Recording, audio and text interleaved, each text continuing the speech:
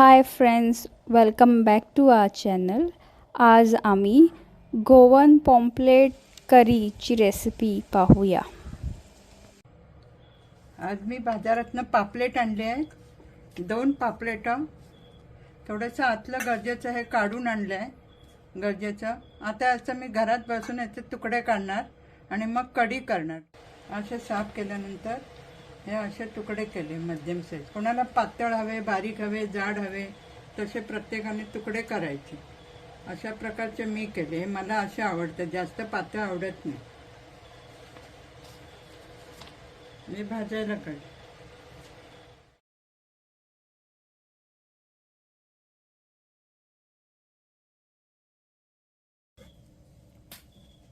ही कढी जरा तिखट हवी म्हणून या इतक्या मिरच्या घातल्या, जरा जास्तच आहे. तुम्हाला पाहिजे तितक्या तुम्ही घालू शकता. या 8 आहेत. याचे तुकडे करून घालायचे मिरच्यांचे.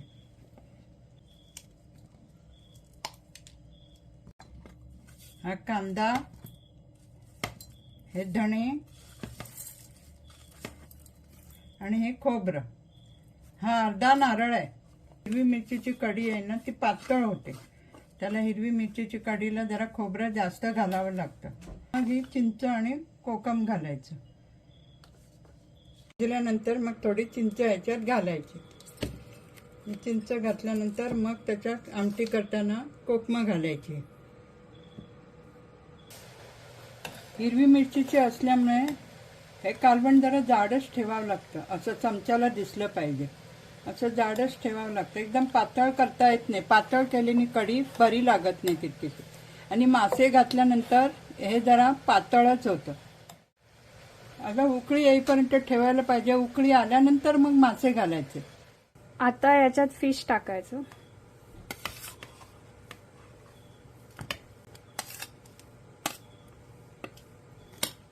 कढी बरी दाट झालेली आहे. इतकी दाट नको.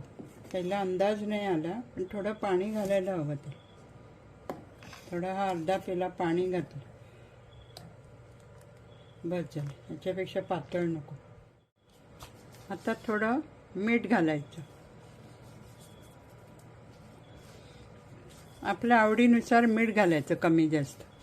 कोकम घालायचे. जरा आंबटपणा वाढेल आणि खायला मग बरी लागते. मिरचीचं प्रमाण जास्त होईल म्हणून बाजूला ठेवलेली मिरची, पण तिखट तितकं झालं नाही म्हणून आता पुन्हा घालते त्याच मिरच्या. टोटल 8 मिरची घालायची. अशी जरा ढवळायची. वास मत एकदम छान येते, एकदम मस्त. मुद्दाम ही रेसिपी करा तुम्ही. पापलेटचं डोकं बाजूला ठेवलं होतं, पण दाखवायचं राहिलं इकडे व्हिडिओमध्ये. पण ह्या कढीत ते घातले. आता चांगल्या प्रकारची उकळी आलेली आहे. आणि असा एक मासा बघायचं कसं झालंय ते. शिजले चांगल्या प्रकारचे. झाली, शिजली ती. आता बंद करायची. गॅस बंद करते. तर खाण्यासाठी ती तयार झाली.